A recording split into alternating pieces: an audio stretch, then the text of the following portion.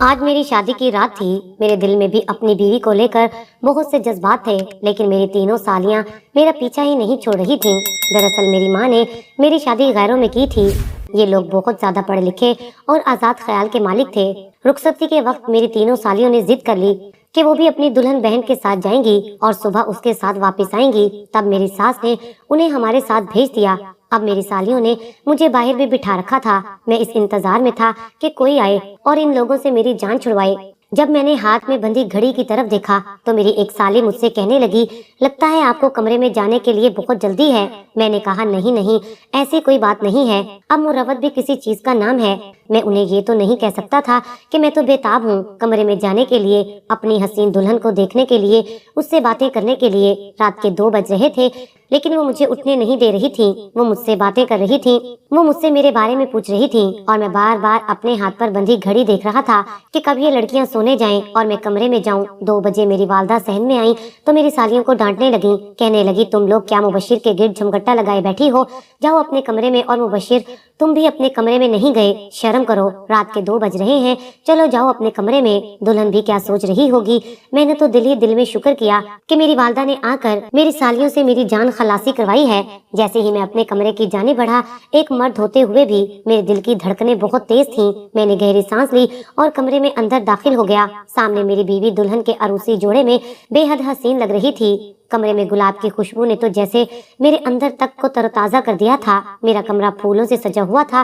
دروازے کی آہٹ پر میری بیوی سمٹ کر بیٹھی تھی۔ میرے چہرے کی مسکراہٹ اور بھی گہری ہو گئی۔ دھیرے دھیرے چلتا ہوا میں اس کے پاس آ کر بیٹھ گیا، لیکن جیسے ہی میں نے اس کا ہاتھ تھامنا چاہا، اس نے جھٹ سے اپنا ہاتھ پیچھے کیا۔ مجھے لگا شاید لڑکیاں یوں جھجک جاتی ہیں۔ میں نے جیب سے انگوٹھی نکالی۔ میں نے کہا، آمنہ اپنا حسین ہاتھ مجھے دیجیے، میں آپ کو اپنے ہاتھ سے انگوٹھی پہنانا چاہتا ہوں۔ میرا یہ کہنا تھا کہ وہ لڑکی سسکیوں سے رونے لگی۔ میں تو بکھلا کر رہ گیا تھا۔ میں نے کہا، آمنہ کیا بات ہے، کیوں رو رہی ہو آپ؟ مجھے تو سمجھ نہیں آ رہا تھا کہ میں کیا کروں۔ دلہن کا شرمانا یہ تو میں نے سنا تھا، لیکن رونا نہیں سنا تھا۔ میں نے کہا کہ چلو اس کا ہاتھ پکڑ کر اسے تسلی دے دیتا ہوں، لیکن وہ تو یوں مجھ سے پیچھے ہوئی جیسے میں کوئی غیر ہوں۔ میں نے کہا، آمنہ کیا بات ہے؟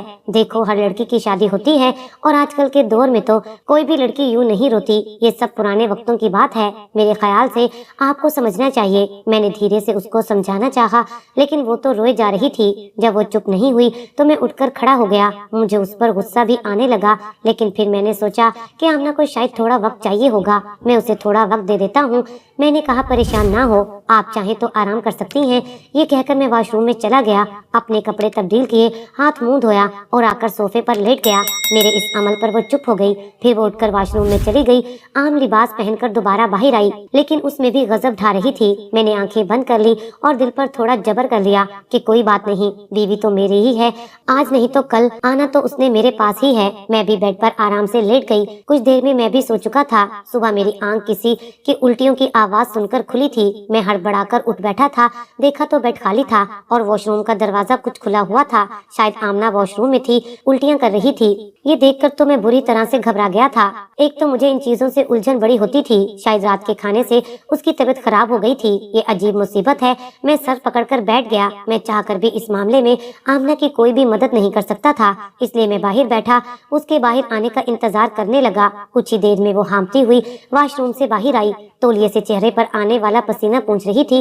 مجھے جاگتا ہوا دیکھ کر اس کے چہرے کا رنگ فک ہوا تھا۔ میں اٹھ کر کھڑا ہوا، اس کے پاس آ گیا۔ وہ فوراً سے گھبرا کر پیچھے ہٹی تھی۔ میں نے کہا، کیا بات ہے، تمہاری طبیعت ٹھیک ہے نا؟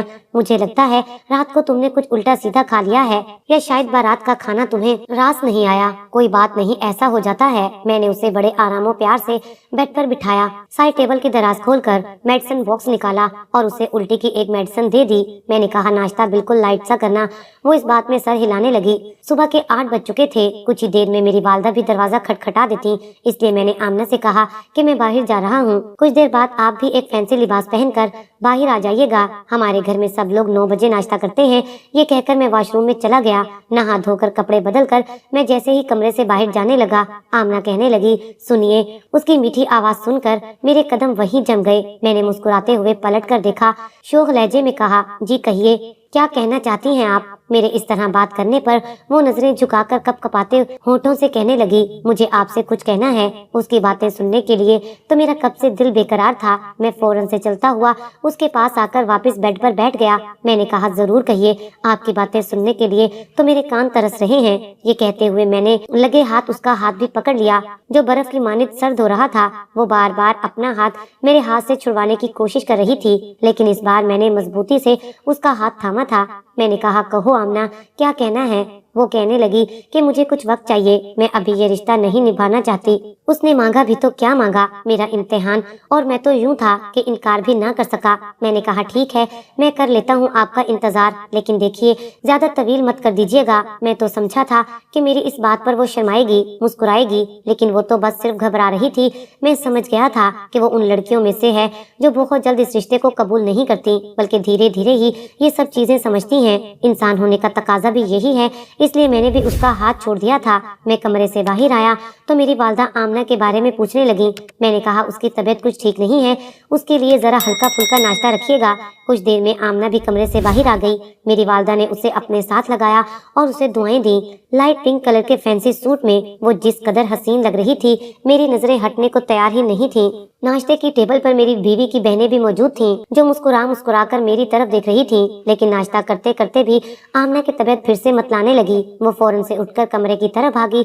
मेरी वालदा कहने लगी, आखिर इसे हुआ क्या है। मैंने कहा, लगता है फूड पॉइजन हो गया है, सुबह से उल्टियां किए जा रही है। मेरी वालदा कहने लगी, तुम इसे डॉक्टर के पास ले जाओ। मैंने कहा, ठीक है, मैं नाश्ता करके ले जाता हूँ। लेकिन जब मैंने आमना से डॉक्टर के पास जाने के लिए कहा तो वो फौरन से नफी में सर हिलाने लगी। वो बहुत ही ज्यादा घबराई हुई थी। कहने लगी, मुझे किसी डॉक्टर के पास नहीं जाना, मैं खुद ही ठीक हो जाऊंगी।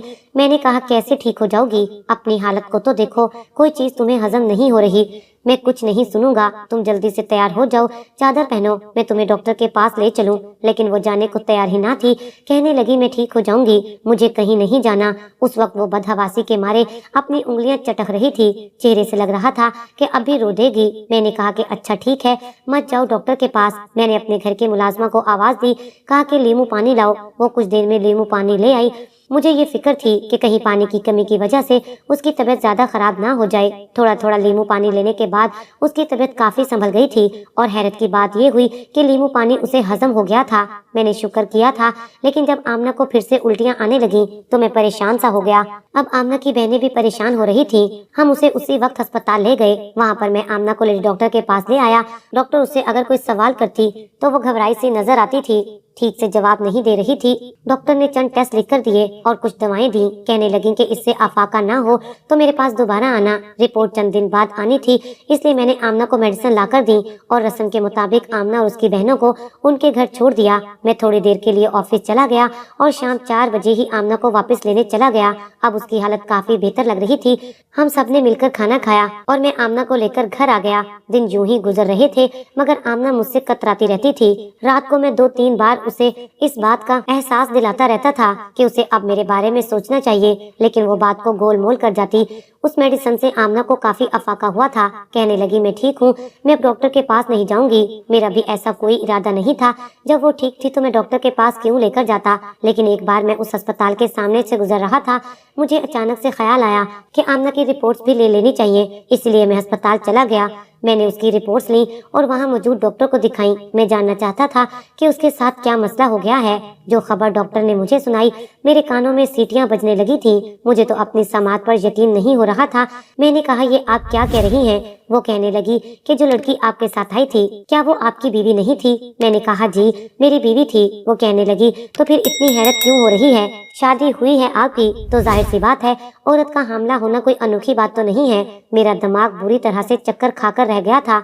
मेरी शादी को अभी 8 दिन नहीं हुए थे और मैं अपनी बीवी के पास गया ही नहीं था, फिर वो हामला कैसे हो सकती थी? मैंने कहा कि कोई रिपोर्ट तब्दील तो नहीं हो गई, हो सकता है कि एक जैसे नाम से रिपोर्ट बदल गई हो। مجھے ابھی بھی یقین نہیں آ رہا تھا کہ میرے ساتھ اتنا بڑا دھوکا بھی ہو سکتا ہے۔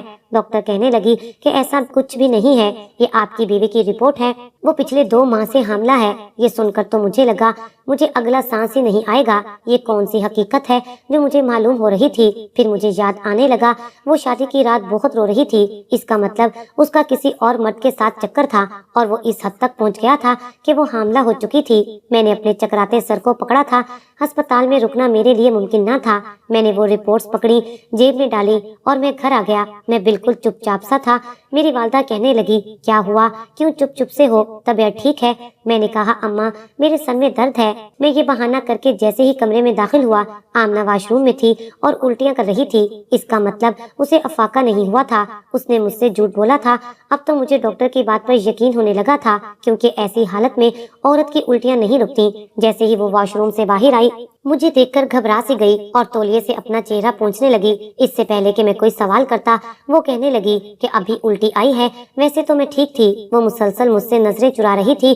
مجھے سمجھ آ گئی تھی کہ وہ مجھ سے جھوٹ بول رہی ہے۔ میں نے جان بوجھ کر کہا کہ لیڈی ڈاکٹر کا فون آیا تھا، مجھے وہ کہہ رہی ہیں کہ اپنی رپورٹس آ کر لے جائیں اور اپنی بیوی کو بھی ساتھ ضرور لائیے گا، مجھے آپ سے بات کرنی ہے۔ میری یہ بات سن کر وہ پیلی پڑ گئی۔ میں سمجھ گیا کہ وہ اپنی کیفیت سے واقف ہے۔ اگر وہ واقعی کسی اور کے ساتھ اس حد تک آگے بڑھ چکی تھی تو پھر اس نے مجھے دھوکہ کیوں دیا تھا، مجھ سے شادی کیوں کی تھی؟ میں ایسا ظرف ہرگز نہیں رکھتا تھا کہ ایک حاملہ لڑکی کے ساتھ زندگی گزاروں اور اس کے ناجائز بچے کو اپنا نام دوں۔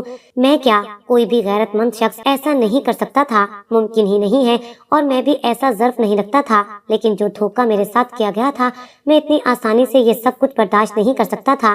میں نے آمنہ سے کہا تمہاری طبیعت کچھ زیادہ ہی خراب رہنے لگی ہے، ایسا کرو چند دن اپنے میکے میں رہ لو۔ میری بات سن کر اس کا چہرہ کھل گیا، کہنے لگی ٹھیک ہے، آپ مجھے میرے میکے چھوڑائیں، میں کل تیار رہوں گی۔ میں نے کہا کل نہیں، ابھی اسی وقت، تم بس اپنے کپڑے بیگ میں ڈالو، اپنی تیاری کر لو، میں تمہیں ابھی تمہارے میکے چھوڑاؤں گا۔ میں سوچ چکا تھا کہ اس کے میکے میں جا کر سب کے سامنے یہ بات کھولوں گا، لیکن میں نہیں جانتا تھا کہ وہاں جا کر جو راز مجھے پتا چلے گا وہ میرے ہوش اڑا کر رکھ دے گا۔ آمنہ تیار ہو گئی، میں اسے اس کے میکے لے گیا۔ سب لوگوں نے میری بڑی آؤ بھگت کی، میری ساس سسر سبھی کھانے پر موجود تھے، بڑے اہتمام سے کھانا بنایا گیا تھا۔ کھانے کے دوران ہی میں نے اپنی ساس سے کہا کہ آپ کو بہت بہت مبارک ہو، میرے پاس آپ لوگوں کے لیے ایک خوشخبری ہے۔ وہ کہنے لگی کیا ہوا بیٹا، شادی کے فوراً بعد پروموشن ہو گئی ہے؟ میں نے ہنس کر کہا کہ نہیں، پروموشن نہیں ہوئی، اس سے بھی بڑی خوشخبری ہے میرے پاس۔ میں نے سامنے رکھی سلاد کی پلیٹ سے کھیرا اٹھایا اور منہ میں ڈال کر بڑے مزے سے کھانے لگا۔ میری ساس نے کہا اچھا چلو سنا بھی دو، کیا خوشخبری ملی ہے؟ میں نے کہا آپ نانی بننے والی ہیں۔ یہ بات سننی تھی کہ سب لوگوں کو جیسے سانپ سونگھ گیا۔ آمنہ نے میری جانب اڑے ہوئے رنگ سے دیکھا۔ میں نے کہا کیا ہوا، آپ لوگ اتنے حیران کیوں ہو رہے ہیں؟ آپ لوگوں کو تو خوش ہونا چاہیے کہ آپ کی بیٹی ماں بننے والی ہے، بلکہ اب سے نہیں، پچھلے 2 ماہ سے آمنہ حاملہ ہے۔ یہ کہہ کر جیب سے میں نے اس کی میڈیکل رپورٹ نکالی اور سامنے ٹیبل پر بڑی زور سے پٹخ کر پھینکی اور خود کھڑا ہو گیا۔ میں نے کہا آپ لوگوں نے مجھے اتنا بڑا دھوکہ دیا۔ لیکن یہ بات سن کر میرے سالے، ان کی بیویاں، میرا سسر سبھی کھڑے ہو گئے، کہنے لگے تم کیوں جھوٹ بول رہے ہو، ہماری بیٹی ایسی نہیں ہے۔ آمنہ کے بھائی بھی غصے میں آ گئے، بھابیاں بھی غصے سے مجھے دیکھنے لگیں۔ میں نے کہا یہ سوال آپ اپنی بیٹی سے کریں، جس نے شاید آپ لوگوں کی ناک کے نیچے یہ سب گل کھلایا ہے۔ دیکھیں میں کچھ بھی برداشت کر سکتا ہوں، لیکن بد کردار عورت کو ہرگز نہیں رکھ سکتا۔ میں کسی کے ناجائز بچے کو اپنا نام نہیں دے سکتا، اس لیے میں اس لڑکی کو ابھی کے ابھی طلاق دینا چاہتا ہوں۔ آپ لوگوں نے مجھے دھوکے میں رکھ کر اپنی بد کردار لڑکی کو میرے حوالے کر دیا تھا۔ آپ نے یہ سوچ بھی کیسے لیا کہ میں اسے بیوی بنا کر رکھوں گا؟ میری بات سن کر سبھی قہر بھری نظروں سے آمنہ کی جانب دیکھنے لگے۔ وہ سسک سسک کر رونے لگی۔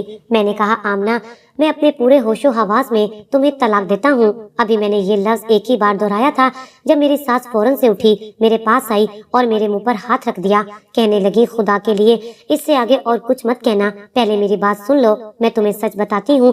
یہ کہہ کر انہوں نے میرے منہ سے ہاتھ ہٹایا، پھر کہنے لگی کہ یہ اس وقت کی بات ہے جب تمہارا رشتہ آمنہ سے طے ہو گیا تھا۔ شادی کو بس 2 ماہ رہ گئے تھے کہ جب ہمارے خاندان میں ایک شادی آ گئی۔ میری طبیعت ان دنوں کچھ ٹھیک نہیں تھی اور وہ شادی بھی گاؤں میں تھی، اس لیے سب گھر والے شادی پر چلے گئے، گھر پر میں رہ گئی تھی اور آمنہ میرے پاس تھی۔ آمنہ کو میں نے اس لیے نہیں بھیجا تھا کیونکہ میں بیمار تھی، پیچھے سے میرا خیال کون رکھتا، لیکن اسی رات ہمارے گھر میں چور گھس آئے تھے، انہوں نے تھوڑا بہت کیش اور زیور چوری کیا اور ساتھ میں جاتے جاتے میری بیٹی کو برباد کر کے چلے گئے۔ میں ان کے سامنے ہاتھ جوڑتی رہ گئی، منتیں کرتی رہ گئی کہ میری بیٹی کی شادی ہونے والی ہے، خدا کے لیے اس کے ساتھ یہ ظلم نہ کرو، لیکن انہوں نے میری ایک نہ سنی۔